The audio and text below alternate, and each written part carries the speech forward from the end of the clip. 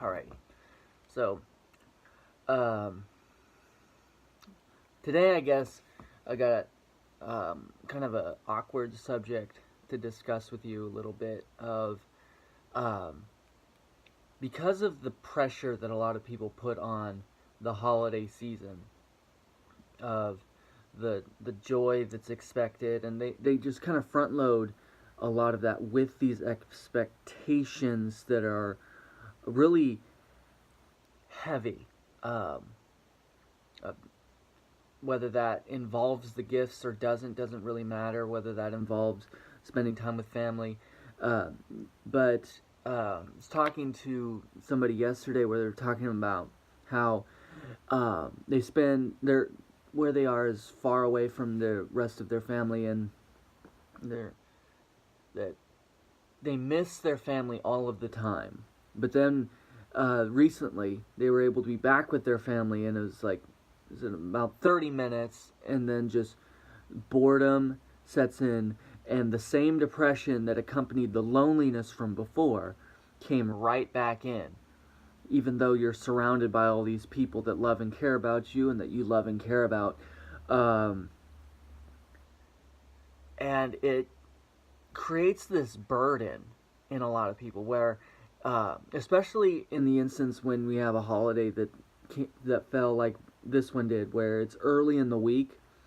So sometimes people it's ordinary for most people to get it off, but if you work in retail, you work in the transport industry, driving a truck, flying a plane, or you work in emergency services as a nurse or a doctor or a police officer, security guard, any of those kinds of fields where sometimes you just don't get to have a holiday with everyone else, because somebody's got to keep the trains running, essentially. And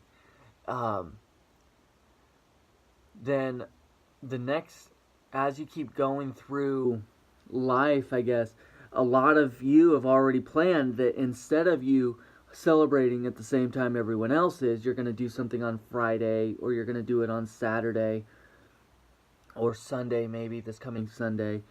But that doesn't change the fact of that when you open up your Facebook, your Instagram, your Snapchat, whatever your social media preferences is, you open that stuff up and you see how most of the people that you know are having their holiday already. They're opening up the presents, all the kids gathered around the tree, and they're decorating the cookies, and they're eating the food, and they're doing all those things, and then you're kind of just stuck staring through the glass from the outside at the way holidays are supposed to be, and the way that they're kind of branded as throughout, kind of holiday media. And it kind of compounds that deep, depressive kind of loneliness that you feel. But then, for those of you who, on the other hand, that did experience that, opening up the gifts and everything that you did on Christmas Eve, Christmas Day, whenever it was, you have this thing that happens the day after of like the holiday hangover. Sometimes the result of actual substances you consumed, but most often it's, you ate too much food that you normally don't eat or shouldn't eat, and you spend a lot of time around people that you normally aren't around, and so you put these walls up in some ways that maybe because life is harder, or because things are financially not where they need to be, and so you kind of put on a mask to pretend like things are going better than they actually are. But in reality, you're fighting with your wife, or your kids are being whatever they're being, and you feel ashamed about that and everything. And then the morning of, or the morning after, you wake up back at home, or maybe you're still staying with your family, and just feeling more isolated than ever before. Feeling a little guilt, maybe feeling like a little bit of a liar or a pretender, and not sure what to do about any of those emotions, so you continue to kind of put that mask up. But, uh, see, the thing about the holidays is that there are those expectations. And they're so high and they're so big and they're so heavy that it's really hard to carry them. It's really hard to live up to them in a way that really makes them feel fulfilled at the end. Because there's always a miss. It doesn't matter what you got, whoever it was that you got things for, or whatever. It doesn't matter what you got from whoever that got you stuff. There's stuff on the wish list that remains unmarked. And so today might even be marked primarily by you going with the gift cards that people gave you, and you're going out to the stores doing the clearances, or you're out there, you're online clicking and whatever, trying to find the things that you actually did want. Maybe you're trying to figure out who you can give some of the stuff you got away to, so that you don't have it anymore, or whatever, because it's just not what you were expecting. Or maybe your holiday was overwhelming. People were giving you so many things, just piled up ridiculous amounts of presents, and you're not used to receiving that kind of generosity from people, and you're not sure what to do with that. And so I just kind of want to speak into that, saying that the primary reason for that, the main reason for that, is that we have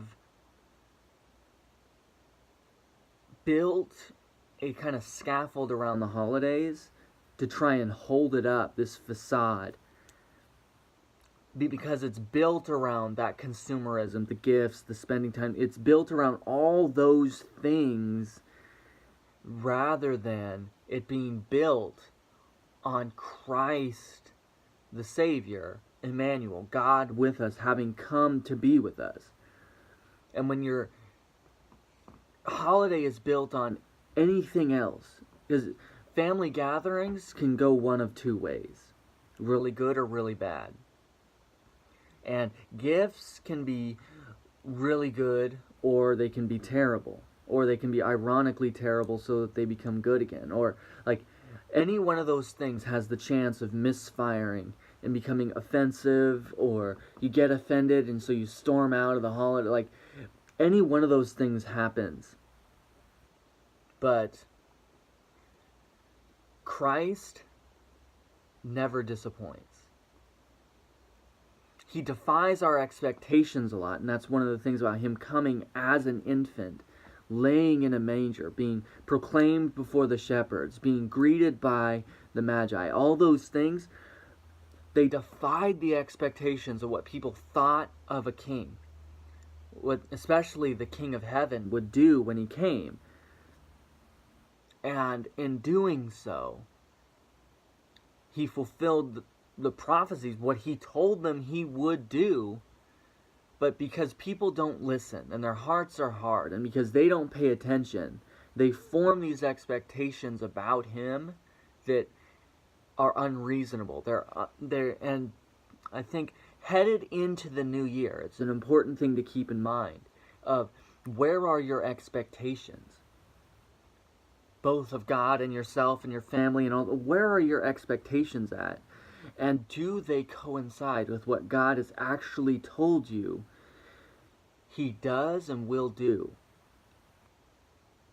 So, I don't know if any of that made sense. I'm still kind of feeling that holiday hangover as well. Just reflecting on some of the stuff that received and some of the things that are going on, and just the rest of the year, just kind of reflecting on that. And just, so, I don't know, but I hope that encourages you a little bit. And I don't know, have a happy new year.